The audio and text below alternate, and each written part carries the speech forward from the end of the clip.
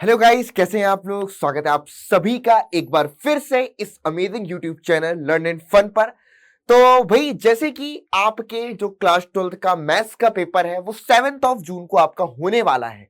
तो बच्चों, उसी की प्रिपरेशन हमने स्टार्ट कर दी है। हाँ, हालांकि आपको इस पेपर के लिए काफी अच्छा गैप मिला। फिजिक्स के बाद मैथ्स के पेपर में ऑलमोस्ट 16 से 17 डेज का गैप है।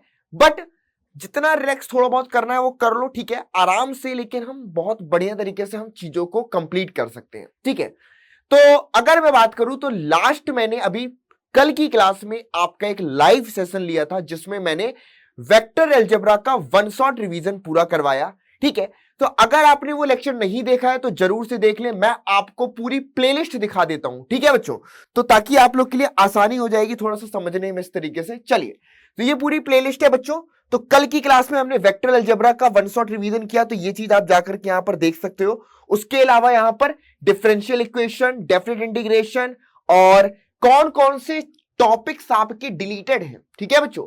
यानी कि जिन क्वेश्चंस को आपको नहीं पढ़ के जाना है उसकी भी मैंने एक सेपरेट अलग से 20 मिनट की वीडियो बना रखी है। उसके अलावा इंटीग्रल्स के मोस्ट इंपॉर्टेंट क्वेश्चन और मेथड्स ऑफ इंटीग्रेशन, यानी कि कैलकुलस का ऑलमोस्ट पोर्शन आपका मैंने यहां पर कवर कर दिया है। सिर्फ अगर मैं बात करूं तो एरिया अंडर द कर्व यानी कि एप्लीकेशन ऑफ इंटीग्रेशन को अगर छोड़ दिया जाए, अदरवाइज ये सारे टॉपिक अभी यहां पर कवर है, ठीक है। तो आप लोग जाकर के इन लेक्चर्स को भी देख लीजिएगा। और आज के इस सेशन का मोटिव क्या है, ये क्यों मैं आज लेकर के आया हूं, इसके बारे में बात कर लेते हैं बच्चों। चलिए, तो स्पेशल सेशन बच्चों आज मैंने फॉर्मूलाज के लिए रखा है, क्योंकि मैंने देखा कि लास्ट क्लास में बच्चों की बहुत ज्यादा डिमांड आ रही थी कि सर फॉर्मूलाज का रिवीजन करवा दो, ठीक है। तो मैंने कहा कि चलो एक काम करते, चैप्टर्स तो हमें पढ़ने ही पढ़ने हैं, उसके इंपॉर्टेंट क्वेश्चंस करने हैं। बहुत जरूरी बात कही कि आपको अगर अच्छे मार्क्स स्कोर करने, आप चाहते हो कि 40 आउट ऑफ 40 अगर आप स्कोर करो, तो उसके लिए जरूरी है कि आप बढ़िया तरीके से सभी फॉर्मूलाज को समझ लें और उनको लर्न करें। क्योंकि उससे होगा क्या कि एग्जाम के टाइम पर आपको ज्यादा सोचना नहीं पड़ेगा। आप क्वेश्चन को पढ़ोगे, आपके दिमाग में आएगा, आप तुरंत उसके लिए फॉर्मूला यूज करोगे और इजीली क्वेश्चन को सॉल्व कर पाओगे, ठीक है। तो ये जो आज का लेक्चर होने वाला है, इसकी पीडीएफ भी आपको हमारे टेलीग्राम चैनल पर मिल जाएगी, जिसका लिंक डिस्क्रिप्शन बॉक्स में है। तो उसको ज्वाइन कर लीजिए। वहां से आप इस चैप्टर की और जो प्रीवियस में भी जो चैप्टर मैंने पढ़ा है उनके भी पीडीएफ लिंक आपको वहां पर अवेलेबल हो जाएंगे, ठीक है। तो इसके थ्रू क्या है कि आप अपने फोन पर ही इजीली फॉर्मूलाज का रिवीजन कर सकते हैं, केवल पीडीएफ को पढ़ करके, और समझ सकते हैं इस वीडियो को देख करके। चलिए, तो स्टार्ट करते हैं बिना टाइम वेस्ट किए हुए। सबसे पहले बच्चों हम स्टार्ट करेंगे आपके पास बेसिक फॉर्मूला जो आपके इंटीग्रेशन के यानी कि इंडेफिनिट इंटीग्रेशन के स्टैंडर्ड फॉर्मूला, ठीक है। तो ऑलमोस्ट मैं एक्सपेक्ट करता हूं कि काफी सारे बच्चों को बहुत सारे फॉर्मूले ऑलरेडी लर्न होंगे। कुछ चीजें हैं, कुछ पार्ट्स ऐसे जहां पर कंफ्यूजन होता है, तो उनकी बेटा तुम्हें थोड़े से अच्छे से प्रैक्टिस करनी पड़ेगी। तो चलिए बच्चों, सबसे पहले बेसिक इंटीग्रेशन के फॉर्मूलाज आपके पास कौन कौन से हैं। X to the power N into D X, इसका integration X to the power N plus one upon में एन प्लस वन। तो ऑलमोस्ट ये सभी फॉर्मूलेज आपके सबसे इंपॉर्टेंट है, जो कि हर एक क्वेश्चन में आपके यूज में आएंगे। चाहे आप सब्स्टिट्यूशन मेथड सॉल्व कर रहे हो या पार्शियल फ्रैक्शन करके उसको सॉल्व कर रहे हो, हर केस में ये फॉर्मूले तो आपके यूज के आएंगे, ठीक है बच्चों। चलिए, integration of d x equal to x plus c, integration of cos x D x equal to क्या होता है, साइन एक्स प्लस सी, और इंटीग्रेशन ऑफ साइन एक्स क्या होता है, माइनस में कॉस एक्स प्लस में सी। ये आपके पास कुछ फॉर्मूले। इसके बाद नेक्स्ट में अगर मैं बात करूं, सेक स्क्वायर एक्स का integration tan x plus C, उसके बाद कॉसेक स्क्वायर एक्स का इंटीग्रेशन माइनस में cot X plus C, sec X into tan X का इंटीग्रेशन आपके पास सेक एक्स प्लस सी। तो बेसिकली अगर एक बात समझी जाए तो हम क्या समझते हैं कि integration is the reverse process of differentiation. मतलब कि एक सिंपल सी बात है कि अगर आपको डिफरेंशिएशन के फॉर्मूले अच्छे तरीके से लर्न है, अगर आपको मालूम है कि भाई डी बाई डी एक्स, ठीक है, अगर आपको मालूम है कि भाई डी बाई डी एक्स, अगर आपके पास कोई, मान लो मैंने ये बोल दिया कि साइन एक्स है, डी बाई डी एक्स अगर आपके पास मैं बोलूं कि साइन एक्स का इंटीग्रेशन डिफरेंशिएशन क्या होता है बच्चों, आपके पास कॉस ऑफ एक्स होता है। क्या होता है बच्चों, कॉस एक्स होता है। तो अगर आपसे पूछा जाए कि cos x का इंटीग्रेशन क्या होगा, तो आपका आंसर सिंपल सा sin x प्लस में यहां पर हम c ऐड कर रहे हैं, क्योंकि ये इनडेफिनिट इंटीग्रेशन होता है। ये क्या होता है बेटा? इनडेफिनिट इंटीग्रेशन है। ठीक है बच्चों, चलिए इसी तरीके से आपको मालूम है कि d by d x of ten of x, ठीक है बच्चों, 10x का डिफ्रेंसिएशन होता है आपके पास sec स्क्वायर ऑफ x। अब अगर मुझे sec स्क्वायर x का इंटीग्रेशन अगर मैं निकालता हूं, तो सिंपल सी बात, sec स्क्वायर x का इंटीग्रेशन आपके पास tan x, लेकिन प्लस में हम c ऐड करना नहीं भूलेंगे, क्योंकि ये किस लिए यूज हो रहा है? क्योंकि इंडेफिनिट इंटीग्रेशन एक्चुअल में ये फैमिली ऑफ कर्व को रिप्रेजेंट कर रहे हैं। ठीक है बच्चों, जो इंटीग्रल फंक्शन है ये आपके पास फैमिली ऑफ कर्व को रिप्रेजेंट कर रहा है, और c की हमें वैल्यूज को फाइंड करने के लिए या तो कुछ इनिशियल कंडीशन गिवन होंगी, या फिर हम डेफिनेट इंटीग्रेशन की केस में जो कांस्टेंट सी है उसकी हम वैल्यू निकाल पाते हैं। ठीक है बच्चों, तो इंडेफिनेट इंटीग्रेशन के केस में आपको ये चीज दिमाग में बढ़िया से रखने की जरूरत है। चलिए यहां तक मामला क्लियर है। तो अगर कभी भी आपको मान लो इस तरीके से दे दिया जाए, ठीक है, डी बाई डी एक्स, इसको समझिएगा, रिवर्स प्रोसेस का मतलब यहां से भी हम निकाल सकते हैं इस तरीके से। चलिए कि अगर ऐसे दे दिया जाए कि d by d x of, ठीक है, D by d x of integration of f x D x, तो ये बराबर किसके हो जाएगा बच्चों? D by d x of F integration, मान लो आपको एक इंटीग्रल फंक्शन का आप डिफरेंशिएशन निकाल रहे हो, तो वो आपके पास एफ ऑफ एक्स के बराबर हो जाएगा। और उसके अपोजिट अगर आप D by d x of F of x, ठीक है बच्चों, अगर आप इसका इंटीग्रेशन निकाल रहे हो, तो ये आपके पास क्या हो जाएगा? एफ एक्स प्लस में सी के बराबर हो जाएगा। ठीक है, तो ये बेसिकली आपके पास मतलब क्या है? एक दूसरे के रिवर्स है। तो इंटीग्रल डिफरेंशिएशन को एलिमिनेट कर देगा, तो सिंपल फंक्शन निकल के आ गया। तो जब डिफरेंशिएट किया तो एज इट इज फंक्शन आया, बट इंटीग्रेशन के केस में हमको फैमिली ऑफ कर्व मिलता है, इसलिए हम यहां पर सी कांस्टेंट ऐड करते हैं, क्योंकि इनडेफिनिट इंटीग्रेशन है। चलिए, तो ये प्रोसेस हो गई। ठीक है, और सिंपल सा इनवर्स फंक्शन के फॉर्मूलाज हो गए आपके पास यहां पर, जैसे कि d by d x of square root 1 minus में एक्स स्क्वायर। अच्छे से याद रखना है, मैंने देखा प्रीवियस में कई बच्चे इसमें गलती करते हैं। ये होता है साइन इनवर्स एक्स प्लस में c dx upon square root 1 minus में एक्स स्क्वायर। तो ये आपके पास माइनस में cos inverse x plus c भी इसको हम लिख सकते हैं। तो इसको हम दो फॉर्म पर लिख सकते हैं, एक तो साइन इनवर्स एक्स प्लस सी, या फिर माइनस में कॉस इनवर्स एक्स प्लस में सी के फॉर्म पर। सिमिलरली टेन में अगर हम देखें, सॉरी 1 प्लस एक्स स्क्वायर में, तो इसको हम tan inverse x plus c भी लिख सकते हैं, और इसको हम माइनस में cot inverse x plus c भी लिख सकते हैं। तो टेन और माइनस कॉट, तो दोनों ही तरीके से आंसर आप लिख करके आ सकते हो। कभी कंफ्यूज मत होना कि सर यहां पर मेरा टेन में आंसर आ रहा था, इसमें कॉट में दिया, तो प्लस में लिखोगे तो टेन में, माइनस में लिखोगे तो आपके पास कॉट में निकल के आएगा। क्लियर है? चलिए इसके बाद नेक्स्ट में बच्चों फॉर्मूले आते हैं आपके पास सेक इनवर्स और कॉसेक इनवर्स एक्स के लिए। dx upon x square root x square minus 1 sec inverse x, और सेम माइनस में कॉसेक इनवर्स एक्स प्लस सी के भी बराबर होगा। ठीक है, तो यहां पे भी हमको बस एक केस में सेक ले सकते हैं, दूसरे में हम माइनस में कॉसेक इनवर्स ले सकते हैं।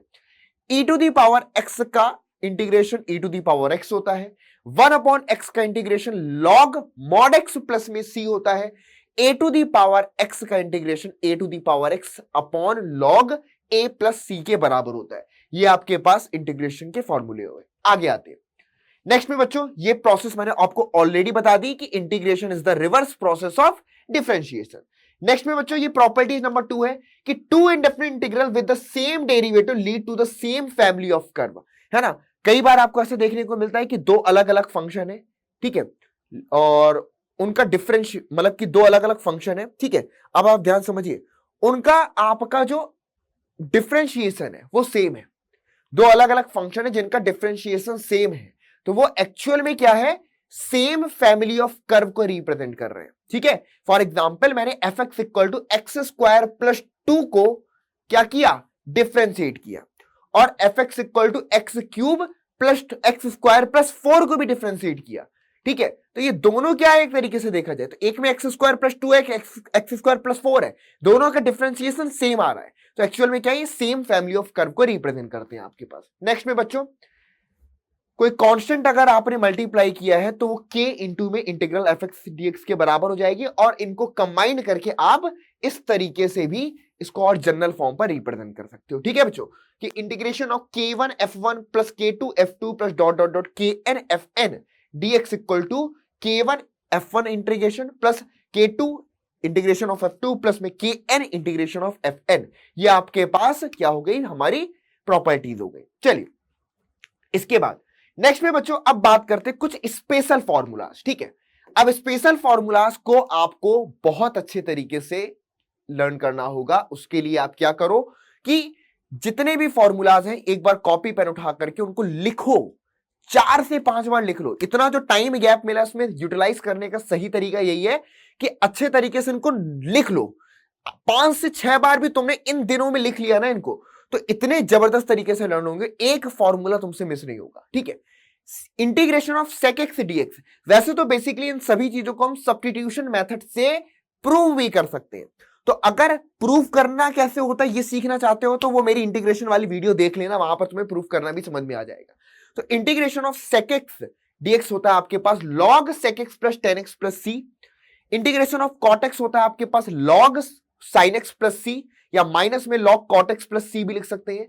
इंटीग्रेशन ऑफ sec x को हम, ये ऑलरेडी एक बार मैंने लिख दिया है, चलो 2 बार रिपीट हो गया। Now integration of cosec x into dx बराबर log cosec x माइनस में cot x प्लस में c लिख सकते हैं। ठीक है बच्चों, तो ये आपके पास किसके फॉर्मूले हो गए, इनके cosec x sec x और cot x और इनके फॉर्मूले। नेक्स्ट में बच्चों बात करते हैं, ये जो फॉर्मूले आप देख रहे हो ये आपको हेल्पफुल होते हैं कई जगहों पर, जैसे कि आप जब डिफरेंशियल इक्वेशन सॉल्व करते हो। ठीक है, तो डिफरेंशियल इक्वेशन के केस में भी ये फॉर्मूले आपको बहुत ज्यादा यूज में आते हैं। इंटीग्रेशन ऑफ dx अपॉन में एक्स स्क्वायर माइनस में ए स्क्वायर, तो जब x पहले a बाद में है तो आप इसको क्या लिखोगे, 1/2a log x minus a upon x plus a. दूसरा dx upon a square minus में एक्स स्क्वायर, तो ये 1/2a log a plus x upon a minus x plus में c. dx upon x square plus A square this equal to 1/a tan inverse x upon a plus में c, और dx upon में square root x square minus A square equal to, यहां पर इस case में क्या बनेगा देखिएगा, log x plus x square minus ए स्क्वायर। जब यहां पर हम चाहें एक्स स्क्वायर माइनस ए स्क्वायर के प्लेस पर एक्स स्क्वायर प्लस ए स्क्वायर कर देंगे तो यहां पर सिंपल सब कुछ सेम रहेगा, बस यहां पर माइनस है तो इधर पर प्लस हो जाएगा। तो ये आपके पास log के टर्म्स में हो गया, और जैसे ये स्क्वायर रूट ए स्क्वायर माइनस एक्स स्क्वायर हो जाएगा तो हम इसको साइन के टर्म्स में लिखेंगे, जो कि sine inverse x upon A plus सी के बराबर होगा। तो ये बहुत इंपॉर्टेंट फॉर्मूले हैं। ठीक है, मोस्ट इंपॉर्टेंट है, सबकी पूरी तुम्हें पीडीएफ मिल जाएगी तो तुम्हें याद करने में भी आसानी रहेगी। ठीक है, अच्छे से इन चीजों को याद कर लेना है। चलिए नेक्स्ट में, ये फॉर्मूले तुम्हें हेल्प में आते हैं कब, जब तुम एप्लीकेशन ऑफ इंटीग्रेशन करते हो। ठीक है, एप्लीकेशन ऑफ इंटीग्रेशन में एरिया अंडर द कर्व्स, ठीक है, और उसके अलावा सिंपल जो कर्व प्रॉब्लम्स हैं, एरिया रिलेटेड प्रॉब्लम, उनमें भी आपके ये फॉर्मूले यूज में आते हैं।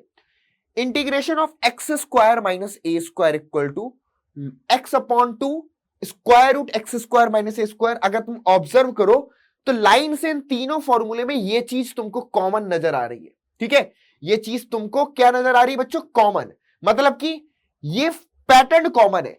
X square root x square minus ए स्क्वायर है तो ये X upon 2 square root x square minus ए स्क्वायर हो गया।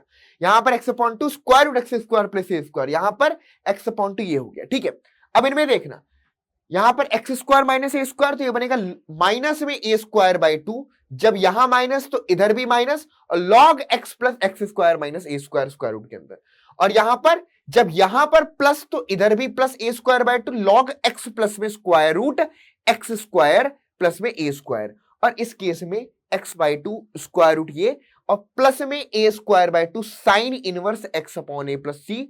और ये फॉर्मूला बहुत ज्यादा इंपॉर्टेंट है, इसको भी नोट कर लीजिए। ठीक है, देखो integration of e to the power x into में f ऑफ x प्लस में f डैश x, मतलब कि fx का डिफरेंशिएशन। तो e to the power x fx plus में f डैश x dx बराबर होता है आपके पास किसके, e to the power x fx dx plus c के बराबर। किसके बराबर होता है बच्चों, ये आपके पास e to the power x F x D x plus सी के बराबर आपका होता है। आई थिंक यहां पर ये साइन नहीं आएगा, इसको छोड़ देते हैं, इसको मैं हटा देता हूं, ये सिंबल यहां से हटेगा तुम्हारा, ये सिंबल नहीं आएगा, ठीक है, ये ऑटोमेटिक इतना ही निकल के आता है। चलिए ठीक है, इस पूरे का इंटीग्रेशन, और ये भी तुम्हारा हट जाएगा, ठीक है बच्चों। चलो, तो तुम्हारे पास ये बराबर किसके आ जाएगा, आपके पास integration E to the power X F X plus में एफ डैश एक्स बराबर E to the power F X plus सी के बराबर तुमको इसका इंटीग्रेशन निकल करके तुम्हें आ जाएगा, ठीक है। चलिए नेक्स्ट में बच्चों बात करेंगे अब कुछ स्पेशल टाइप के इंटीग्रल्स जो क्वेश्चंस आपके एग्जाम में आते हैं उनको हमें कैसे अप्रोच करना है, उस पर कॉन्सेप्ट समझ लेते हैं। कि जब भी बच्चों जैसे कि to find the integration of dx upon में x square plus B x plus सी के फॉर्म पर है, या फिर इस फॉर्म का आपको दे रखा है dx अपॉन में square root x square plus B x plus C का फॉर्म, इस फॉर्म का क्वेश्चन एग्जाम में तुमको पूछा जाता है। तो ऐसे क्वेश्चंस को तुम किस तरीके से अप्रोच करोगे, उसके लिए तुम जो X square plus B x plus C है इसको तुम परफेक्ट स्क्वायर की टर्म्स में रिप्रेजेंट करोगे, that is X plus B upon two A का होल स्क्वायर प्लस में C minus A B square minus four A C. तो इस फॉर्म पर तुम इसको क्या करोगे बच्चों, रिप्रेजेंट करोगे। देन आप जो ये फॉर्मूले आपको बताए हैं इन फॉर्मूलाज का आप यूज करोगे, ठीक है। तो इसके बाद आप इन फॉर्मूलाज के फॉर्म पर इसको सॉल्व करोगे। तो ये आपका कोई भी फॉर्म बन सकता है, एक्स स्क्वायर प्लस ए स्क्वायर। तो ये क्या करना है बच्चों, हमें इस कंडीशन में जब भी dx अपॉन में ये है या फिर ऐसा है, हमें इसको अप्लाई कर रहे हैं, ठीक है। याद होगा क्लास 10th स्टैंडर्ड में तुमको पढ़ाया था कंप्लीटिंग द स्क्वायर, तो एक्चुअल में इसको मैं कंप्लीटिंग द स्क्वायर के फॉर्म में कन्वर्ट कर रहा हूं। यानी कि पहले तो एक परफेक्ट स्क्वायर बनाया, उसके बाद इस तरीके से आपके कांस्टेंट टर्म्स आ गए, ठीक है। तो इस फॉर्म पर हमें कन्वर्ट करना होगा। क्लियर है, अच्छे से इसको नोट डाउन कर लेना सारे बच्चे, और इस तरीके से कुछ क्वेश्चंस को बदल करके डायरेक्ट सॉल्व करने की प्रैक्टिस भी करो। नेक्स्ट में अगला, अगर आपके पास इंटीग्रेशन है इस फॉर्म का, integration P x plus Q और X square plus B x plus सी, या फिर P x plus Q square root x square plus में बी एक्स प्लस में सी, इस टाइप के अगर आपके पास इंटीग्रेशन अगर एग्जाम में आपके पूछा जाएगा तो आप किस तरीके से अप्रोच करोगे, आप पी एक्स प्लस क्यू को कन्वर्ट करोगे, यानी कि ट्रांसफॉर्म करोगे ए इंटू में, ए क्या है वहां पर कांस्टेंट है, जो बाई कंपैरिजन तुम निकाल लोगे, ए इंटू में d by d x, a x square plus B x plus c plus में बी, ठीक है। तो अगर तुम देखो तो तुम पी एक्स प्लस क्यू को किस फॉर्म पर निकालोगे, इस फॉर्म में तुम कन्वर्ट करोगे, किस फॉर्म में, ऐसे, और बाई कंपैरिजन तुम ए और बी की वैल्यू भी यहां से निकालोगे। क्लियर है, तो इस तरीके से जब भी ऐसा कोई फॉर्म है P x plus Q X square B x plus C, तो हमें पी एक्स प्लस क्यू को इस फॉर्म पर लिखना है, यानी कि ए इंटू में d by d x, x square plus B x plus c plus में बी। और अगर इस टाइप के क्वेश्चंस की तुम्हें प्रैक्टिस करनी है तो मेरे लेक्चर को देख लेना, इंटीग्रेशन जो कि मोस्ट इंपॉर्टेंट क्वेश्चंस मैंने डिस्कस किए थे, वहां पर कैसे हमें इस तरीके की प्रॉब्लम को सॉल्व करना है, इस पर मैंने क्वेश्चंस भी आपको क्लास में करवाए हैं, ठीक है। तो उन लेक्चर्स को जरूर से आप देख भी सकते हो, ऐसी प्रॉब्लम को अगर आप परेशान हो रहे हो इनकी वजह से। चलिए ये भी देख सकते हो, उसके अलावा इस टाइप की प्रॉब्लम को कैसे सॉल्व करना है ये भी मैंने करवाया है। तो जितने भी चीजें मैं तुम्हें बता रहा हूं इंटीग्रेशन की, ये ऑलरेडी मैंने लेक्चर्स में तुम्हें करवा रखी है, तो एक बार उन लेक्चर्स को देख लो। चलिए आगे पर बच्चों बात करते हैं इंटीग्रेशन बाय पार्शियल फ्रैक्शन। अगर किसी बच्चे को पार्शियल फ्रैक्शन में प्रॉब्लम है तो वो भी उस वीडियो को देखे, उसमें पार्शियल फ्रैक्शन के क्वेश्चंस, सभी टाइप के क्वेश्चंस मैंने बिल्कुल अलग अलग तरीके से आपको करवाए, ठीक है। तो इनको भी आप देख सकते हो। तो लेकिन पार्शियल फ्रैक्शन समझते हैं कैसे क्या हो रहा है, कि अगर पी एक्स प्लस क्यू, अच्छा ये जो हमारे पास पार्शियल फ्रैक्शन है ये किस फॉर्म के हैं, ये प्रॉपर पार्शियल फ्रैक्शन है। कैसे है प्रॉपर पार्शियल फ्रैक्शन क्या होता है, जब न्यूमरेटर की डिग्री डिनोमिनेटर की डिग्री से कम होती है उसको हम प्रॉपर पार्शियल फ्रैक्शन बोलते हैं। न्यूमरेटर की डिग्री 1, डिनोमिनेटर की 2, न्यूमरेटर की 1 डिनोमिनेटर की 2, न्यूमरेटर की 2 तो डिनोमिनेटर की 3, न्यूमरेटर की 2 तो डिनोमिनेटर की 3, न्यूमरेटर की 2 तो डिनोमिनेटर की आपके पास 3। समझ रहे हो, तो जब न्यूमरेटर की डिग्री डिनोमिनेटर की डिग्री से कम है, बिल्कुल लेस देन है, कम है, उस केस में आप पार्शियल फ्रैक्शन ऐसे अप्लाई करोगे। तो p x plus q upon में एक्स माइनस ए इंटू एक्स माइनस बी, इसको तुम ट्रांसफॉर्म कर सकते हो a upon x minus A plus B upon x minus b. Now by comparison तुम यहां पर a और b की वैल्यू भी निकाल पाओगे। P x plus Q X minus ए का होल स्क्वायर, तो पहले a अपॉन में एक्स माइनस ए प्लस बी अपॉन में एक्स माइनस ए का square, P x square plus Q x plus R upon में x minus A x minus B X minus C, तो ये a plus B plus C upon x minus A x minus B X minus C. चलिए उसके बाद ये आ गया p x square plus Q x plus r का form है अपॉन में एक्स माइनस ए का होल स्क्वायर इंटू में एक्स माइनस बी लिखा है, तो ये क्या बन जाएगा a अपॉन में एक्स माइनस ए, यहां पर माइनस का सिंबल नहीं है, कंफ्यूज मत होना। चलो a अपॉन में एक्स माइनस ए प्लस बी अपॉन में एक्स माइनस ए का होल स्क्वायर प्लस सी अपॉन में आपका एक्स माइनस बी। चलिए और P x square plus Q x plus में आर और डिनोमिनेटर में एक्स माइनस ए इंटू में x square plus B x plus C, ठीक है। और ये ऐसा टर्म है जिसको हम आगे पर फैक्टराइज नहीं कर सकते, तो उस केस में a upon x minus A plus B upon x minus ए का a upon x minus A plus B x plus C, क्योंकि यहां पर क्या है ये 2 डिग्री का है और ये इसको हम और ज्यादा फैक्टराइज नहीं कर सकते, तो ये ब्रेक होगा बी एक्स प्लस सी अपॉन में x square B x plus c. By comparison तुम ए बी सी की वैल्यूज निकालोगे, फिर आपको ये जो फॉर्मूले फंडे बताए हैं इन्हीं के हेल्प से तुम इनको सॉल्व करते हो, ठीक है बच्चों। तो ये सब कुछ इंटर रिलेटेड होंगे, ठीक है। तो पहले स्टेप बाय स्टेप चीजों को सॉल्व करने की कोशिश करना। फर्स्ट तुम पहले इन फॉर्मूलाज को अच्छे तरीके से समझ लो, फॉर्मूले एकदम समझ में आ गए, देन तुम्हारा काम आता है फिर इसको समझना। इसके बाद तुम्हारे पास ये चीज सीखनी होगी, ये चीज जब तुम सीख जाओगे उसके बाद तुम्हें ये वाला फंडा क्लियर करो, देन तुम्हें पार्शियल फ्रैक्शन पर बेस्ड क्वेश्चन सॉल्व करना। बिल्कुल एक सीक्वेंस में अगर पढ़ोगे ना तब तुम्हें बहुत बढ़िया से बन जाएगा, ठीक है। तो ये सीक्वेंस बिल्कुल फॉलो करते रहना और इस टाइप के क्वेश्चंस जितने ज्यादा से ज्यादा हो सके सॉल्व करो, अप्लाई करो। चलिए ओके, नेक्स्ट में आता है बच्चों इंटीग्रेशन बाय पार्ट्स, ठीक है। ये सबसे इंपॉर्टेंट मोस्ट इंपॉर्टेंट टॉपिक है आपका यहां पर, ठीक है। तो इंटीग्रेशन बाय पार्ट में अगर मैं देखूं, मतलब कि दो फंक्शन है उनके प्रोडक्ट का integration, integration of f x g x D x, तो क्या हो जाएगा फर्स्ट फंक्शन इंटू में इंटीग्रेशन ऑफ सेकेंड माइनस में integration differentiation of first into में इंटीग्रेशन ऑफ सेकेंड और पूरे का इंटीग्रेशन डीएक्स, ठीक है। ये आपके पास है इंटीग्रेशन बाय पार्ट्स का फॉर्मूला। लेकिन यहां पर जो बच्चे कंफ्यूज होते हैं वो ये कि सर फर्स्ट फंक्शन किसे मानेंगे और सेकेंड फंक्शन किसे मानेंगे, इसमें होता है कंफ्यूजन। तो उसके लिए बच्चों आप आइलेट यूज करते हैं, ILATE आइलेट का यूज करते हैं आपके पास, जिसमें आई फॉर इनवर्स फंक्शन है, तो इसको आप अगर इनवर्स फंक्शन है तो सबसे पहले इसको आप फर्स्ट फंक्शन मानोगे, अगर लॉग है वहां पर तो लॉग को आप फर्स्ट फंक्शन मानोगे, फिर मतलब कि सबसे पहले इनवर्स, उसके बाद लॉग, फिर एल्जेब्रिक फंक्शन, फिर ट्रिग्नोमेट्री और फिर एक्सपोनेंशियल। ये ऑर्डर है। अब आपको इस ऑर्डर में ही हमेशा इसको सॉल्व करना है, ठीक है बच्चों। कि केस में अगर इनवर्स फंक्शन है तो उसको पहले निकाल लो, फिर उसको सॉल्व करो, और देन फिर लॉग, फिर एल्जेब्रिक, फिर ट्रिग्नोमेट्री और फिर एक्सपोनेंशियल, ठीक है। चलिए तो ये आपके पास आइलेट रूल हो गए, जिसकी हेल्प से आप फर्स्ट फंक्शन क्या होगा वो डिसाइड करते हो। क्लियर है?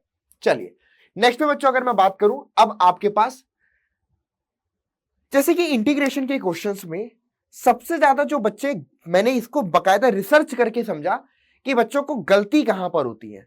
जैसे कि बच्चों आप क्लास 11th में ट्रिग्नोमेट्रिक फंक्शंस पढ़ के आते हो, और ट्रिग्नोमेट्रिक फंक्शन में जो फॉर्मूलाज हैं वो ट्रिग्नोमेट्रिक फंक्शंस के इंटीग्रेशन में तुम्हें बहुत हेल्प करते हैं।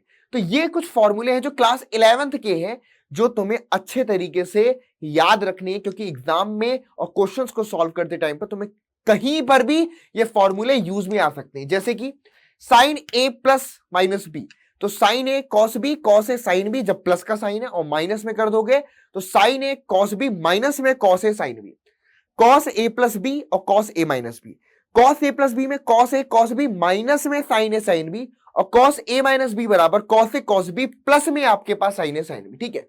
टेन ए प्लस बी बराबर अगर मैं बात करूं तो टेन ए प्लस टेन बी बटे वन माइनस टेन ए इंटू टेन बी, और माइनस के केस में ऊपर माइनस नीचे पर प्लस, सेम चीज आपके पास कॉट के केस में आपका अप्लाई होता है, ठीक है।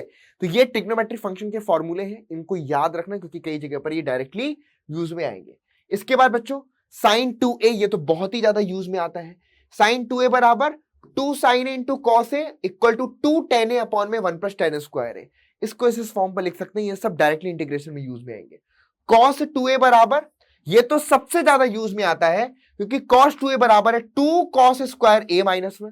अब cos स्क्वायर a का इंटीग्रेशन निकालना है तो तुम्हें डायरेक्टली यही फॉर्मूला अप्लाई करना होगा। साइन स्क्वायर a का इंटीग्रेशन निकालना है तो तुम्हें यही फॉर्मूला अप्लाई करके साइन स्क्वायर a को cos 2a के टर्म्स में लिखना है, फिर उसको इंटीग्रेट करना है।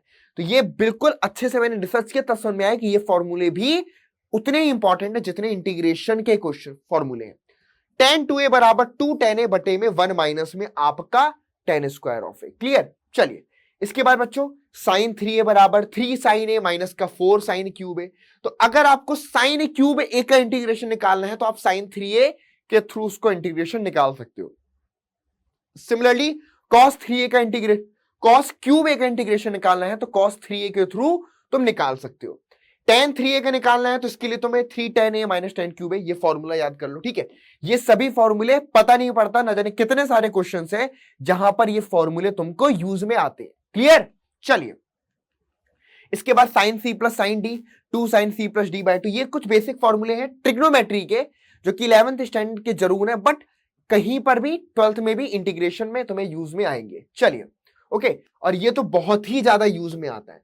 आपको प्रोडक्ट के फॉर्म पर दे देगा, पूछेगा इंटीग्रेशन, तो प्रोडक्ट टू सम के फॉर्म पर कन्वर्ट करना है और इस तरीके से आप उसको इंटीग्रेट कर पाओगे। जैसे ही सम में कन्वर्ट हो गया तो अब तुम इनमें से किसी का भी इंटीग्रेशन निकाल सकते हो। ठीक है, चलिए तो ये तो बहुत ज्यादा इंपॉर्टेंट है, वेरी वेरी इंपॉर्टेंट। ठीक है बच्चों, चलिए ये आपका बहुत ज्यादा इंपॉर्टेंट है, इसको अच्छे तरीके से नोट डाउन कर लेना या इनको एक बार बढ़िया तरीके से रिवाइज कर लेना। ये कोई नहीं बताता, सब तुम्हें इंटीग्रेशन के फॉर्मूले याद करवा देंगे, ये चीज नहीं बताएंगे क्योंकि ये तो क्वेश्चंस में यूज हो रहा है ना। इंटीग्रेशन आता है लेकिन फॉर्मूले नहीं याद तुम्हें कि भाई 2 cos x into sine y क्या होता है, फॉर्मूला ही नहीं याद आ रहा, या तुम्हें कैसे अप्लाई करें, तुम कंफ्यूज पड़े रहोगे चाहे जितना इंटीग्रेशन आता हो। तो ये चीज क्या है, बेसिक्स है, ये बेसिक्स है। और कोई इसलिए नहीं बताता क्योंकि 11th का पोर्शन है, बट मेरा मानना है कि भाई 11th और 12th कनेक्टेड है तो दोनों चीजों में कुछ इंपॉर्टेंट चीजें डिस्कस होनी चाहिए। चलिए इसके बाद बात करते हैं प्रॉपर्टीज ऑफ डेफिनेट इंटीग्रेट्स।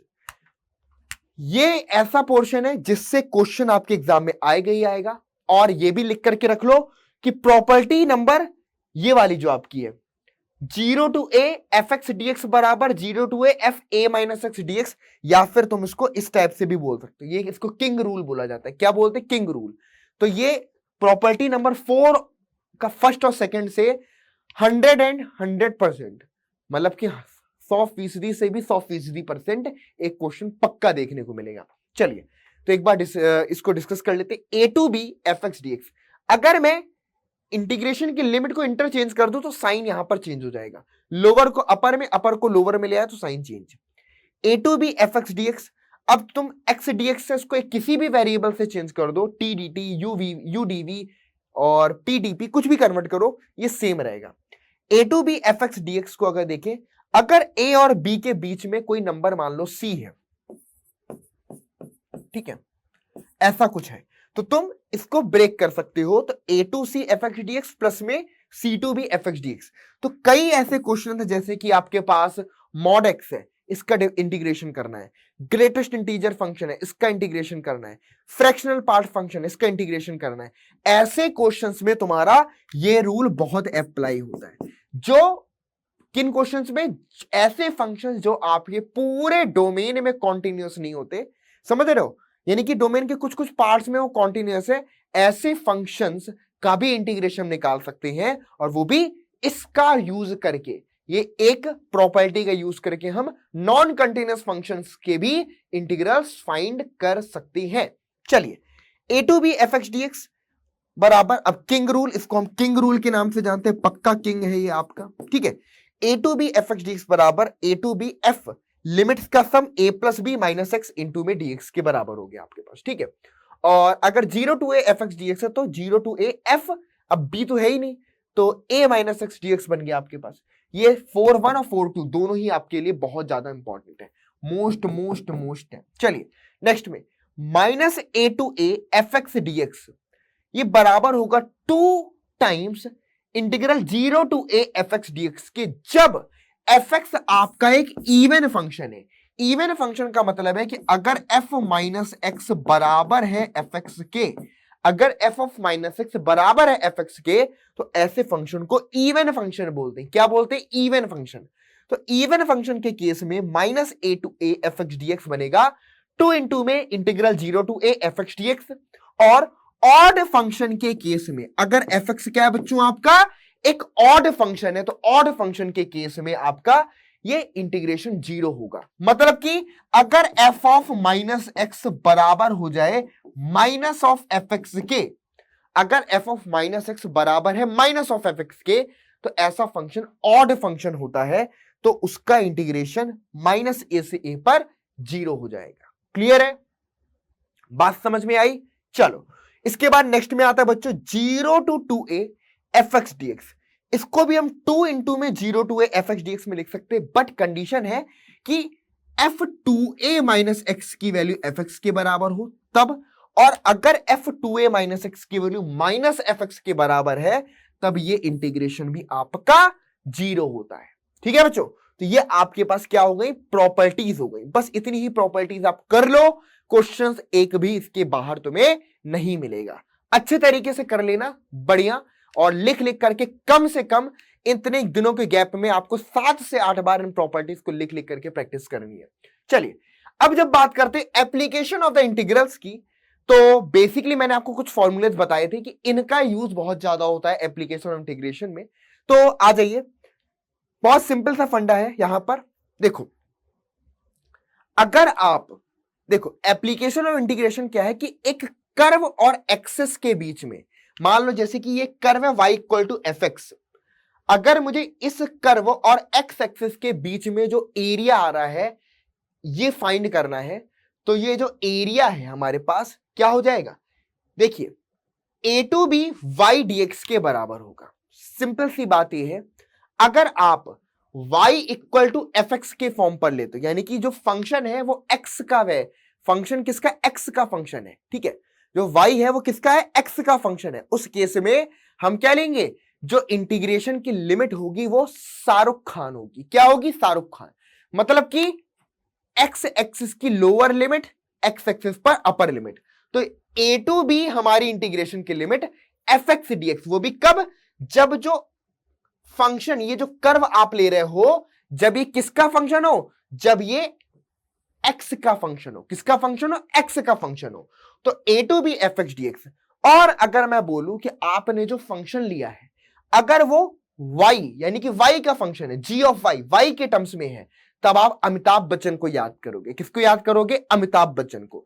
मतलब कि अगर आप y के रिस्पेक्ट में एरिया निकाल लो, y को वेरिएबल मतलब कि g ऑफ y जो फंक्शन ले रहे हो वो y का फंक्शन है। ठीक है, उस केस में हाइट देखते हैं कि लोअर हाइट और अपर हाइट कितनी है। तो जैसे कि ये लोअर हाइट हो गई, अपर हाइट हो गई, तो x equal to f y के फॉर्म का अगर फंक्शन है तो लोअर लिमिट c से लेकर के अपर लिमिट d और इसका इंटीग्रेशन। ठीक है बच्चों?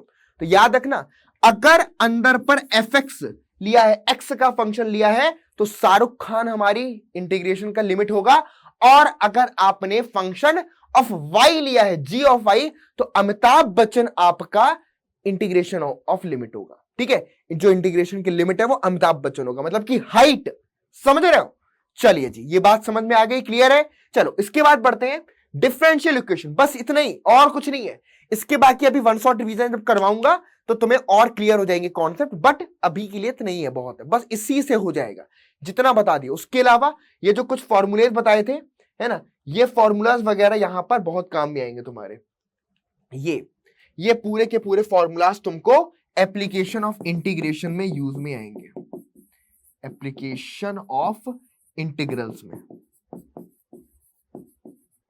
ठीक है, तो फॉर्मूले अगर लर्न है और वो कॉन्सेप्ट समझ में आ गया तो इंटीग्रेशन तुम्हारे लिए बिल्कुल आसान हो जाएगा। चलिए, हो गया। तो ये प्रॉपर्टी। अब बात करते हैं डिफरेंशियल इक्वेशन। ठीक है बच्चों, तो डिफरेंशियल इक्वेशन पर अगर मैं बात करूं, ध्यान समझिएगा, सिंपल सा फंडा कि order of a differential equation, question किस पर बनेगा? देखो, इस चैप्टर से हट क्या गया तुम्हारा? हट चुका है इससे फॉर्मेशन ऑफ डिफरेंशियल इक्वेशन, कि अगर आपके पास कोई सॉल्यूशन गिवन है और उस सॉल्यूशन के रिस्पेक्ट में आपको डिफरेंशियल इक्वेशन फाइंड करना है। क्या फाइंड करना है? डिफरेंशियल इक्वेशन फाइंड करना है। तो वो चीज आपका यहां पर अगर मैं बात करूं तो हट गया, रिमूव हो गया। तो order of differential equation is the order of the highest order derivative occurring in the differential equation. ठीक है बच्चों, अगर कोई डिफरेंशियल इक्वेशन में आपका जो हाईएस्ट ऑर्डर डेरिवेटिव उसको हम डिफरेंशियल इक्वेशन का ऑर्डर बोलेंगे। और degree of differential equation is defined if it is polynomial equation in its derivative. अगर वो क्या है? एक पॉलिनॉमियल इक्वेशन है अपने डेरिवेटिव्स के लिए। ठीक है, तो अगर मैं यहां पर बात करूं डिग्री क्या होगी, अगर डिफरेंशियल इक्वेशन पॉलिनॉमियल्स का फॉर्म कर रहा है अपने डेरिवेटिव के रिस्पेक्ट में, तो जो डिग्री हाईएस्ट ऑर्डर डेरिवेटिव की जो डिग्री है, समझ रहे हो, हाईएस्ट ऑर्डर डेरिवेटिव की जो पावर है उसको हम डिग्री ऑफ डिफरेंशियल इक्वेशन बोलेंगे। तो degree when defined of a differential equation is the highest power of the highest order derivative. चलिए इसके बाद बच्चों, अब वो फंक्शन जो डिफरेंशियल इक्वेशन को सेटिस्फाई करते हैं वो कहलाते हैं आपके सॉल्यूशन। तो यहां पर जो मेथड से डिफरेंशियल इक्वेशन को सॉल्व करने के वो है आपके, एक तो वेरिएबल सेपरेबल।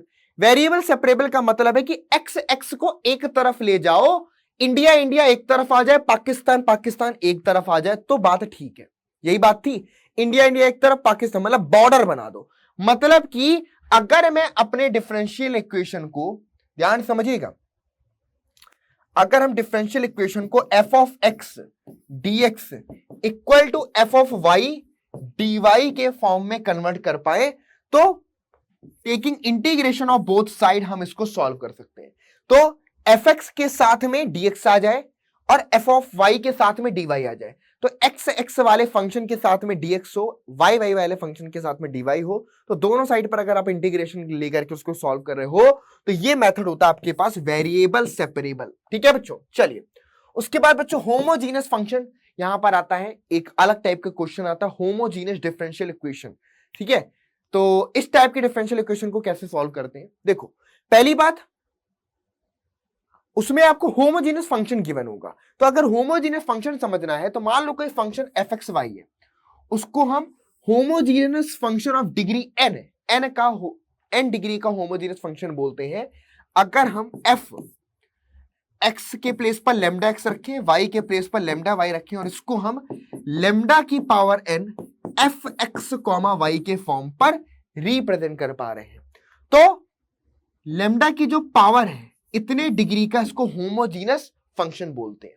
ठीक है, एक्स को लेमडा एक्स से, वाई को लेमडा वाई से आपने रिप्लेस किया, उसके बाद आप उसको लेमडा की power n f x comma y के फॉर्म पर अगर लिख पा रहे हैं तो ये जो एन है ये डिग्री रिप्रेजेंट करता है किसकी? होमोजीनस फंक्शन की। तो एन डिग्री का होमोजीनस फंक्शन ये कहलाएगा। और अगर इसी टाइप का फंक्शन आपको दे दिया जाए और आपको इसका डिफरेंशियल इक्वेशन में एक होमोजीनस फंक्शन अगर यूज हो रहा है, तो बच्चों ऐसे केस में हम क्या करेंगे, इस तरीके के क्वेश्चन में जहां पर एफ एक्स वाई आपका एक होमोजीनस फंक्शन है तो उसमें हम y बराबर vx को एक सब्स्टिट्यूट करेंगे, y को क्या करेंगे? vx से रिप्लेस कर देंगे और इन डिफरेंशिएट करके dy by d x equal to v plus में x इंटू में dv बाई dx से हम dy बाई dx को रिप्लेस करेंगे। ठीक है, तो ये सब्स्टिट्यूशन हम यहां पर यूज करते हैं और dy बाई dx को v प्लस में x dv अपॉन dx से हम रिप्लेस कर देते हैं। कब? जब डिफरेंशियल इक्वेशन में जो function f x y given है वो कैसा है? एक होमोजीनियस फंक्शन है। ठीक है बच्चों, किस टाइप का फंक्शन है? होमोजीनियस फंक्शन, और वो भी डिग्री जीरो का। इंपॉर्टेंट यहां पर है कि वो जो फंक्शन है वो डिग्री जीरो का हो, मतलब कि ये जो आपके पास एफ एक्स वाई है, ठीक है, ये क्या हो? लेमडा की power zero f x comma y के फॉर्म पर हो। किसके फॉर्म पर हो? लेमडा की power zero f x comma y के फॉर्म पर हो। ठीक है, तो इस तरीके के फंक्शन को डिग्री जीरो का होमोजीनियस फंक्शन बोलेंगे। और ऐसे क्वेश्चंस को सॉल्व करने के लिए आप y equal to v x substitute करोगे और इसको डिफरेंशिएट करके इक्वेशन में रखोगे, फिर इंटीग्रेट करके आंसर निकालोगे। क्लियर है? तो इस टाइप के क्वेश्चंस को हम सॉल्व करते हैं होमोजीनियस डिफरेंशियल इक्वेशन में। नेक्स्ट में बच्चों बारी आती है a differential equation of the form dy by dx py plus Q. Most important है आपके पास, इसको हम linear differential equation of first order बोलते हैं। ठीक है, और इस टाइप के इंटीग्रेशन को सॉल्व करने के लिए ध्यान समझना, dy by d x plus p of y equal to q. यहां पर p जो है ये भी आपके पास फंक्शन ऑफ x होगा और जो q होगा ये भी आपके पास फंक्शन ऑफ x होता है। ठीक है बच्चों, तो ऐसे केस में इसका जो सॉल्यूशन है वो सॉल्यूशन क्या होगा बच्चों, ध्यान से नोट करिए। हाँ जी, इसका सॉल्यूशन क्या होगा, सबसे पहले right the given differential equation. पहले तो गिवन डिफरेंशियल इक्वेशन को आपको इस स्टैंडर्ड फॉर्म पे रिप्रेजेंट कर लेना है। ठीक है, उसके बाद find the integral factor IF हमें निकालना है जो कि e to the power integration of p dx के बराबर होगा। तो उसके बाद इंटीग्रेशन फैक्टर आप निकालोगे, then the solution of given differential equation, इस डिफरेंशियल इक्वेशन को जो सॉल्यूशन है वो y इंटू में integration factor, integral factor equal to integration of q into में इंटीग्रल फैक्टर इंटू में dx प्लस c के बराबर। सॉल्यूशन आपको यहां से निकल के आता है। ठीक है, इसकी हेल्प से तुम सॉल्यूशन यहां पर फाइंड करते हो। क्लियर है, आई बात समझ में? तो सबसे पहले काम क्या करोगे, इंटीग्रल फैक्टर निकालोगे जो कि e to the power y का कोएफिशिएंट p है, तो p dx हो गया। उसके बाद उसको जाकर के यहां पुट कर दो, y इंटू आई एफ बराबर इंटीग्रेशन q इंटू में आई एफ और dx प्लस में c, यहां पर रख करके इसको हम सॉल्व करते हैं। ठीक है, और डिफरेंशियल इक्वेशन के वन शॉट रिवीजन लेक्चर्स में मैंने इस टाइप के क्वेश्चंस आपको डिस्कस करे हैं, तो एक बार जाना उन लेक्चर्स को देखना, तुम्हारे ये कॉन्सेप्ट फंडे क्लियर हो जाएंगे। चलिए, हो गया बच्चों, नोट डाउन कर लो फटाफट से। ठीक है, नोट डाउन करने की जरूरत नहीं पड़ेगी, अपने आप तुमको ये चीज पीडीएफ के फॉर्म पर मैं अपलोड करवा दूंगा टेलीग्राम वाले चैनल पर। चलिए, इसके बाद बच्चों बात करते हैं वेक्टर एलजेब्रा। हालांकि वेक्टर एलजेब्रा का मैंने आपका लास्ट क्लास में ही, प्रीवियस क्लास में ही आपको वन शॉट रिवीजन भी करवाया है, तो हो सकता है कि बहुत सारे बच्चों का फॉर्मूले वगैरह अच्छे से लर्न हो, नहीं भी लर्न है तो वन शॉट रिवीजन वाला लेक्चर इससे पहले जरूर देखो। ठीक है, फॉर्मूलाज को याद करने से पहले इसका रिवीजन लेक्चर पूरा देख लो, तुम्हें सारे क्वेश्चंस और कॉन्सेप्ट समझ में आ जाएंगे वेक्टर अलजेब्रा के। चलिए, तो सबसे पहले हमें यूनिट वेक्टर निकालना है एक गिवन वेक्टर के डायरेक्शन में। तो अगर एक वेक्टर ए है, इसके अलोंग में unit vector vector A upon में मैग्नीट्यूड ऑफ वेक्टर ए हो जाएगा। ठीक है, अगर हमारे पास यहां पर कोई पोजीशन वेक्टर आर है, the position vector of R dividing a line segment, यानी कि ये आपके पास हो गया सेक्शन फॉर्मूला। क्या है बच्चों, ये आपके पास सेक्शन फॉर्मूला।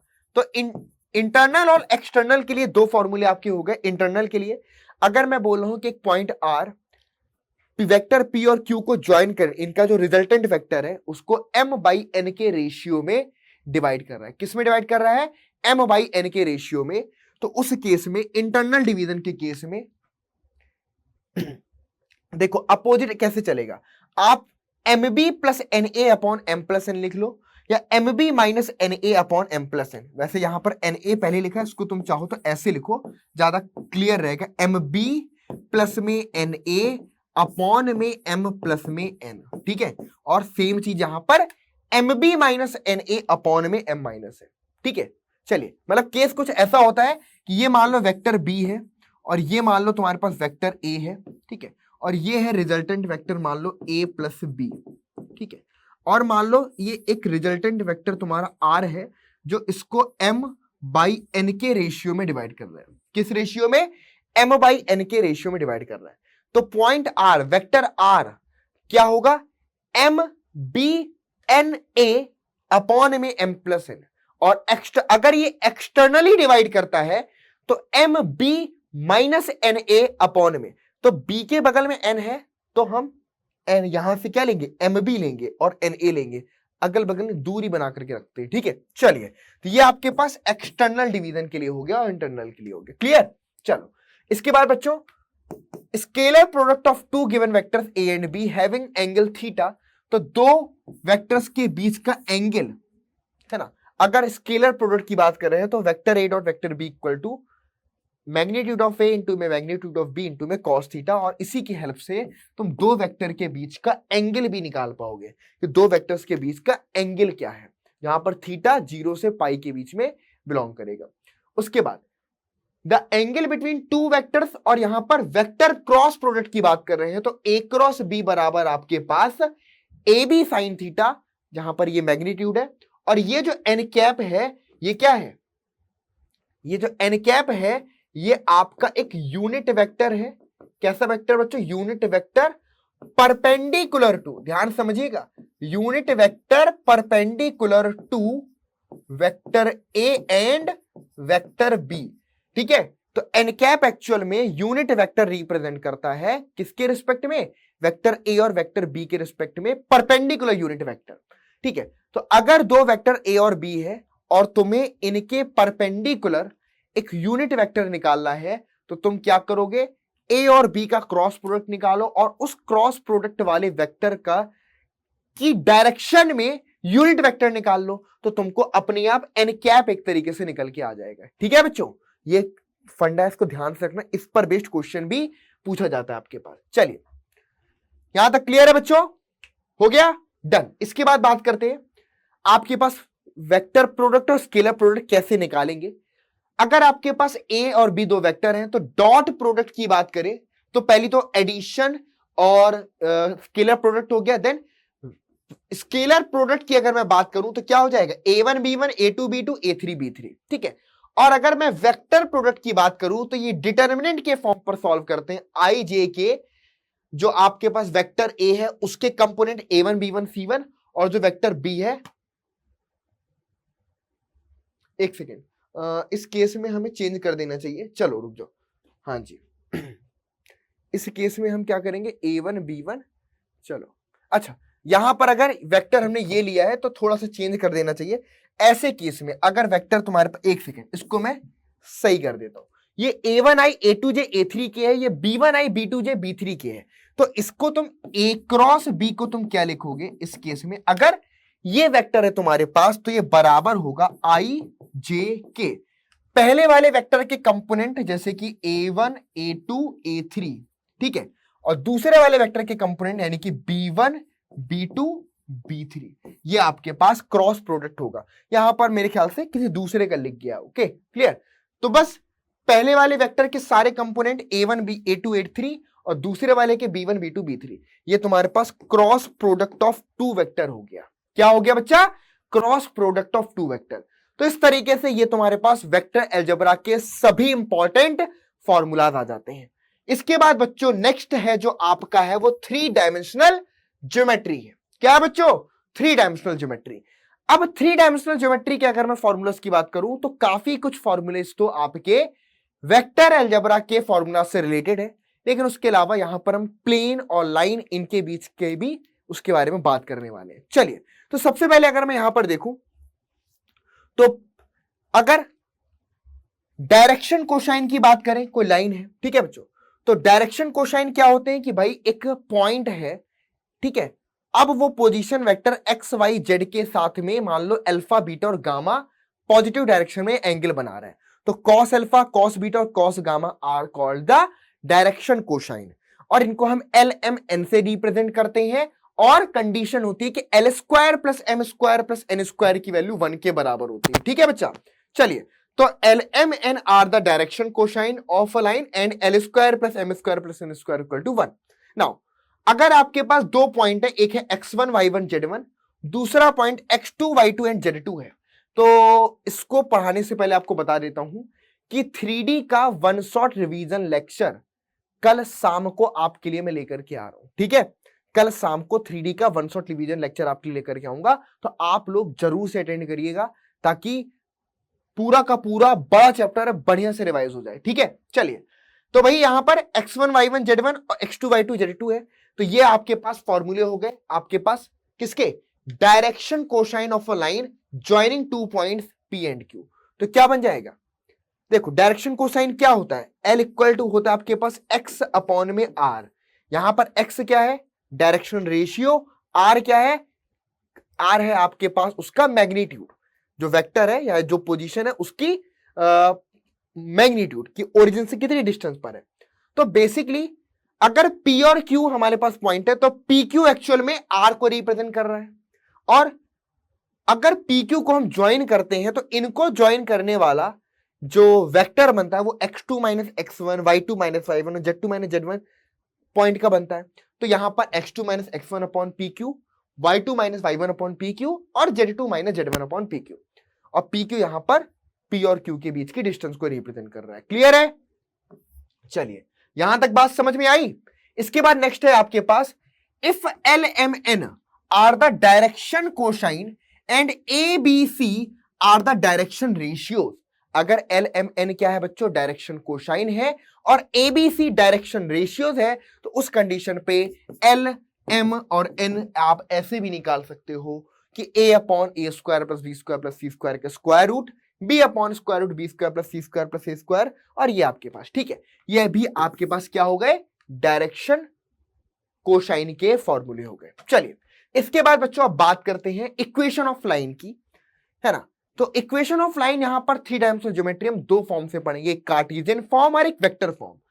तो अगर मैं आपसे बोलूं कि equation of a line of a given point parallel to the given vector B, अगर आपके पास एक पॉइंट दे रखा है और एक वेक्टर बी दे रखा है जिसके वो पैरेलल है, ऐसी लाइन का इक्वेशन आपके पास vector r equal to a plus में लेमडा b1 के बराबर होगा, जहां पर ए वेक्टर क्या है? एक पॉइंट है जिससे वो पास कर रहा है और b के पैरेलल है, तो a प्लस लेमडा b के बराबर होगा। यह है वेक्टर फॉर्म, ठीक है। a इज द पॉइंट जिससे वो पास कर रहा है और b के पैरेलल है, ठीक है, passing through a and parallel to b, समझ रहे हो? ऐसा कुछ a से पास कर रहा है और b वेक्टर के पैरेलल है, ऐसा केस है, तो उस कंडीशन में a प्लस लेमडा b आपका अप्लाई हो जाएगा। चलिए दूसरा, अगर इसी चीज को हम किस टर्म्स में निकालें? कार्टेशियन फॉर्म के टर्म्स में।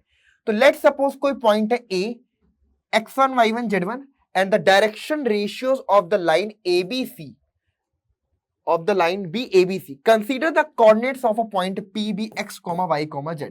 देन इस केस में अगर पैरेलल है, यानी कि जो पैरेलल लाइन के डायरेक्शन रेशियोज है वो A B और C है, तो क्या बन जाएगा?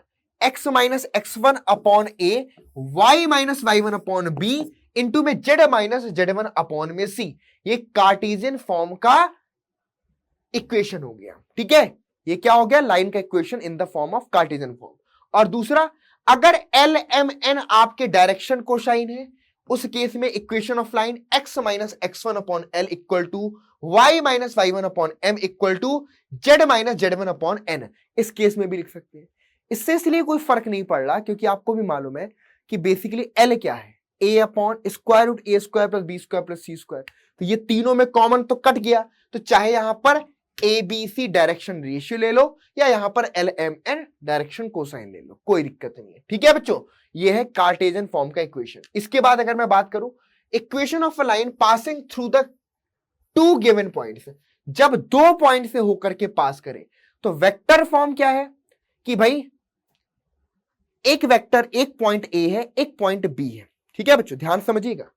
अब दो से होकर के पास कर रहे हैं, है ना, passing through two given points, तो a प्लस में लेमडा b माइनस ए, ये आपका वेक्टर फॉर्म हो गया। और दूसरा आपका ये Cartesian form x minus x1 upon में x2 minus x1 equal to y minus y1 upon में y2 माइनस y1 और z माइनस z1 अपॉन में z2 माइनस z1। ये क्या हो गया बच्चों? इसको कार्टेशियन फॉर्म बोलते हैं। तो वेक्टर फॉर्म पूछेगा तो इस फॉर्म से निकालोगे, कार्टेशियन फॉर्म पूछेगा तो इस तरीके से तुम निकालोगे। क्या? Equation of line. चलिए इसके बाद एंगल बिटवीन टू लाइंस, अगर आपके पास दो वेक्टर दे दिए गए हैं, ठीक है, और या दो पॉइंट दे रखे हैं, अब आपको उनके बीच का एंगल निकालना है, तो कॉस थीटा बराबर सेम वही चीज है कि a1 a2 b1 b2 c1 c2, मतलब कि स्केलर प्रोडक्ट अपॉन में magnitude of a and b, ठीक है। तो ये आपके पास कॉस थीटा की वैल्यू हो गई। इसके बाद shortest distance between two skew lines, दो स्क्यू लाइंस के बीच की शॉर्टेस्ट डिस्टेंस। अब कुछ बच्चों को कंफ्यूजन होगा कि सर ये स्क्यू लाइंस क्या होता है। देखो, अगर मैं एक सिर्फ प्लेन की बात करूं तो प्लेन पर जो लाइंस होती हैं वो किस टाइप की होती है? या तो वो एक दूसरे को इंटरसेक्ट करती हैं यूनिक पॉइंट पर, या फिर वो एक दूसरे के पैरेलल होती हैं, या फिर कोइंसिडेंट होती हैं। लेकिन प्लेन के अगर मैं थ्री डायमेंशनल स्पेस में, समझ रहे हो, थ्री डायमेंशनल स्पेस में अगर मैं बात करूं तो ऐसी लाइंस जो कि ना तो कभी इंटरसेक्ट करती हैं और ना ही पैरेलल होती हैं, ऐसी लाइंस आपकी स्क्यू लाइंस होती हैं। समझ रहे हो? हाँ जी, स्पेस में ऐसी लाइन आप ढूंढ सकते हो जो कि ना तो पैरेलल होगी और ना ही इंटरसेक्टिंग होगी। जैसे कि यहां पर देखो, मान लो आप एक कमरे को देख रहे हो और अपनी छत के जो सीलिंग है उसके डायगोनल को मिला दो। एक लाइन ये हो गई, और दूसरा एक काम करो, आपने क्या किया, दूसरा आपने इसके डायगोनल को मिला दिया, और दूसरा आपने एक काम क्या किया, ध्यान समझिएगा, उस वाले डायगोनल से, समझना, उस वाले डायगोनल से नीचे वाले डायगोनल को मिला दो। ठीक है, क्या ये लाइन और ये लाइन कभी एक दूसरे को इंटरसेक्ट करेंगी? कभी भी इंटरसेक्ट नहीं करेंगी, समझ रहे हो? तो वही चीज आप यहां पर देखो कि आपने क्या किया, ऊपर का डायगोनल एक ले लिया और दूसरा इसको इससे ज्वाइन कर दिया। ये तो ना कभी पैरेलल है और ना इंटरसेक्टिंग है, ये कभी एक दूसरे को पैरेलल भी नहीं होंगे, इंटरसेक्टिंग भी नहीं। ये लाइंस आपकी स्क्यू लाइंस कहलाती हैं। क्या कहलाती हैं बच्चों? इनको हम स्क्यू लाइंस आपका बोलते हैं। तो स्क्यू लाइंस के केस में अगर आपके पास दो स्क्यू लाइंस, जैसे कि a1 plus lambda b1, a2 plus mu b2, ये दो आपके पास स्क्यू लाइंस है, तो इन दोनों के बीच की शॉर्टेस्ट डिस्टेंस, जो शॉर्टेस्ट डिस्टेंस होगी वो किसके थ्रू गिवन होगी?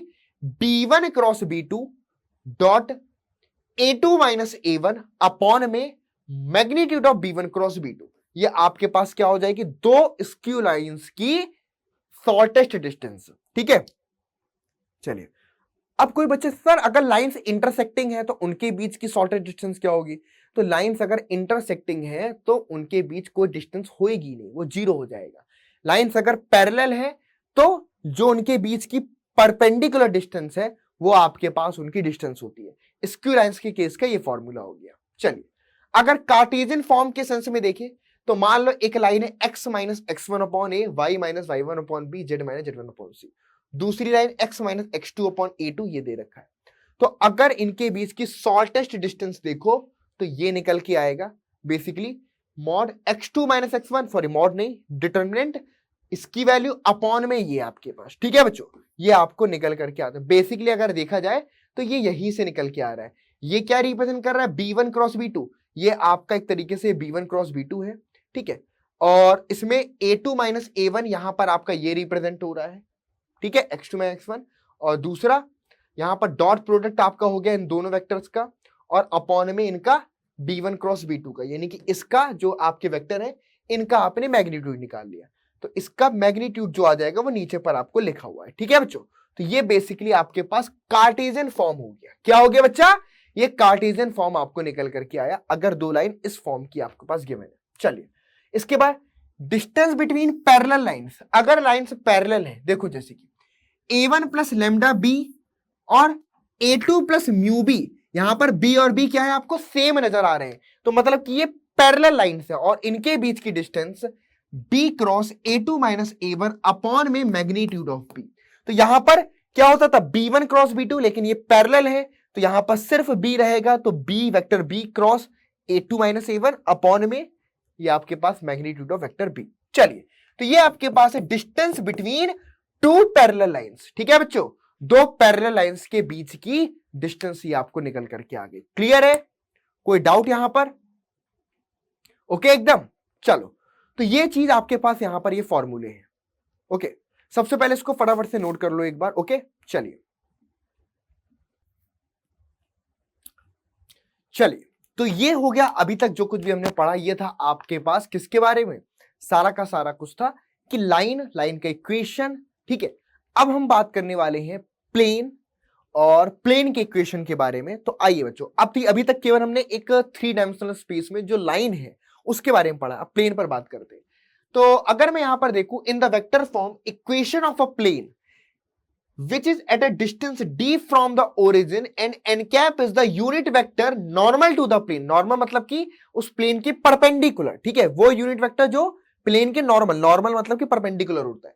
Through the origin is given by vector r dot n equal to d के बराबर। ठीक है बच्चों, ये आपके पास ये इक्वेशन हो गया। Vector r dot n cap, यहां पर n कैप आपके पास यूनिट वेक्टर है जो कि नॉर्मल टू द प्लेन है। चलिए उसके बाद equation of a plane which is at a distance of d from the origin and the direction cosine of the normal to the plane as lmn। तो उस condition में जो equation of plane है वो lx plus my plus nz equal to d के बराबर है। d क्या है? डिस्टेंस है, कहां से बच्चों? आपका ओरिजिन से, और एल एम एन आपके जो नॉर्मल है उसके यूनिट वेक्टर उस, है ना, तो एल उसके नॉर्मल के डायरेक्शन कोसाइन हो गए। उसके बाद the equation of a plane through a point whose position vector is a vector, जिसका पोजीशन वेक्टर क्या है? A, and perpendicular to the vector n. ठीक है बच्चों, तो ऐसे प्लेन जिसका जो कि पास करता है, अगर हम देखें बच्चों, थ्रू अ पॉइंट ए से पास करता है, जिसका पोजीशन वेक्टर ए है और परपेंडिकुलर है वेक्टर एन के, तो R minus A dot N vector के बराबर होगा, इक्वल टू 0। ठीक है, ये आपके पास प्लेन का इक्वेशन हो गया। ए से पास कर रहा है और एन के परपेंडिकुलर है, तो R minus A dot N, और अगर एक दूसरे के परपेंडिकुलर वेक्टर है तो इनका डॉट प्रोडक्ट आपका 0 हो गया। ठीक है बच्चों, चलिए इसके बाद equation of a plane perpendicular to a given line, एक लाइन के perpendicular with the direction cosine ABC. अगर डायरेक्शन कोसाइन एबीसी दे रखा है और हमें प्लेन का इक्वेशन निकालना है जो उस लाइन के परपेंडिकुलर है और वो पास करता है पॉइंट x1 y1 z1 से, तो उस प्लेन का equation a x minus x1 y minus y1 c z minus z1 के बराबर होगा। ठीक है बच्चों, ये कब? जब आपको ये दिया गया है कि एक लाइन के पैरेलल है, क्या है बच्चों? Sorry, perpendicular to the given line, given line के परपेंडिकुलर है और उस लाइन के डायरेक्शन रेशियो आपके पास एबीसी गिवन है। चलिए ठीक है, सिंपल से यहां पर भी डॉट प्रोडक्ट ही किया गया उनका। ठीक है, एक तरीके से देखो तो एबीसी डायरेक्शन को रेशियोज है, तो उस लाइन के डायरेक्शन रेशियो, और दूसरे बात ये आपके पास प्लेन है, तो प्लेन आपका इन पॉइंट से होकर के पास कर रहा है, तो इनका डॉट प्रोडक्ट आपके पास 0 आ जाएगा। क्लियर है, परपेंडिकुलर है जब। दूसरा, equation of a line passing through the non collinear points x1 y1 z1 x2 y2 z2 x3 y3 z3। तीन नॉन कोलिनियर पॉइंट्स है, एक इधर ले लो, एक इधर ले लो, एक इधर ले लो, इनसे होकर के पास करने वाला जो प्लेन होगा उसका equation x minus x1 y minus y1 z minus z1 और x2 minus x1 y2 minus y1 z2 minus z1 x3 minus x1 y3 minus y1 z3 minus z1। तो x1 x1 x1 y1 y1 z1 z1 same है, हम x x2 x3 y y2 y3 z z2 z3 से इनको subtract कर रहे हैं। ये three non collinear point से हो करके पास करने वाला जो प्लेन है उसके इक्वेशन को रिप्रेजेंट कर रहा है। चलिए इसके बाद बात आती है कि वेक्टर इक्वेशन। अभी तक हमने कार्टेशियन इक्वेशन मान लो देखे, vector equation of a plane that contains three non collinear points, जो थ्री नॉन कोलिनियर पॉइंट्स को कंटेन करता है, जो कि पोजीशन वेक्टर है ए बी एंड सी, तो उसका इक्वेशन आर माइनस में A dot B minus A into में C minus A equal to 0। ठीक है बच्चों, ये हो गया आपके पास थ्री नॉन कोलिनियर वेक्टर्स जो आपके पास गिवन है, उनसे पास करने वाला प्लेन का वेक्टर फॉर्म का इक्वेशन आर माइनस ए इंटू में बी माइनस ए इंटू में सी माइनस ए, ये आपका फॉर्म का हो गया। Equation of a plane cuts the coordinate axis a0 0 0 b0 and 0 0 c, है ना, तो इन पॉइंट्स पे कोऑर्डिनेट एक्सिस को कट करने वाले प्लेन का equation x upon A y upon b z upon c plus plus plus equal to 1। ये आपके पास प्लेन का इक्वेशन जो एक्स वाई जेड एक्सिस को a0 0 0 b0 और 0 0 c पर इंटरसेक्ट करता है। क्लियर? इसके बाद vector equation of the plane passes through the intersection of planes r dot n1 d1 और r डॉट n2 d2। वैसे ये वाला पोर्शन अगर देखा जाए तो डिलीटेड है एक्चुअल में देखा जाए, ठीक है, तो आप चाहो तो फिर भी पढ़ सकते हो, बट आपको बता दूं कि वेक्टर में आपका जो 3D में एक तो आपका प्लेन का इक्वेशन आएगा वो वेक्टर फॉर्म पे और आपका कार्टेशियन फॉर्म पे, और दूसरा एक पॉइंट से एक प्लेन की परपेंडिकुलर डिस्टेंस, ये दो चीजें यहां से पूछी जाने वाली, तो तुम चाहो तो इसको अवॉइड कर सकते हो, अदरवाइज तुम इसको पढ़ भी सकते हो। ठीक है बच्चों, चलिए इसके बाद सबसे इंपॉर्टेंट चीज पर आ जाता हूं जो कि आपके पास ये है, the distance of a point x1 y1 z1 to the plane ax plus by plus cz plus d equal to 0। इस प्लेन से, इस पॉइंट से इस प्लेन की परपेंडिकुलर डिस्टेंस आपके पास क्या हो जाएगी, mod ax1 plus by1 plus cz1 plus d upon में square root a square plus b square plus c square. ये आपके पास क्या हो गए, एक पॉइंट से एक प्लेन की परपेंडिकुलर डिस्टेंस, और ये चीज आपका बहुत इंपॉर्टेंट है, इस पर बेस्ड एक क्वेश्चन आने के चांसेस भी हैं आपके। ठीक है, तो बच्चों इस तरीके से अगर हम देखें तो हमने आपकी जो दो यूनिट है, एक वेक्टर एंड 3D और आपका एक डिफरेंशियल एक इंटीग्रल कैलकुलस, ये दो यूनिट है जिसके हमने आपके पूरे के पूरे फॉर्मूलाज डिस्कस कर लिए। प्रोबेबिलिटी बच रही है, तो प्रोबेबिलिटी के फॉर्मूलाज सिर्फ लर्न करने से काम नहीं बनता, उसको और बेहतर तरीके से समझने की भी जरूरत है। तो वो प्रोबेबिलिटी के वन शॉट रिवीजन में ही हम उन फॉर्मूलाज को सीखेंगे। चलिए, तो आज के इस लेक्चर में इतना ही। इन सभी फॉर्मूले की पूरी पीडीएफ आपको शेयर कर देंगे ताकि आप उसको डाउनलोड करके बढ़िया तरीके से याद कर सके। और अगर ये वीडियो पसंद आया है तो उसको सभी दोस्तों के साथ शेयर करना और उनको भी बोलना कि वो सभी लेक्चर्स को ज्वाइन करें, देखें, वन शॉट जो लेक्चर हो चुके उनको देखें। आप बढ़िया बोर्ड्स में स्कोर करके आएंगे। ठीक है बच्चों, तो thank you so much to all of you. और नेक्स्ट जो लेक्चर आपका लेकर के आऊंगा वो 3 डायमेंशनल ज्योमेट्री के वन शॉट रिवीजन का होगा, वो भी बिल्कुल लाइव। तो मिलेंगे नेक्स्ट क्लास में, तब तक के लिए गुड बाय।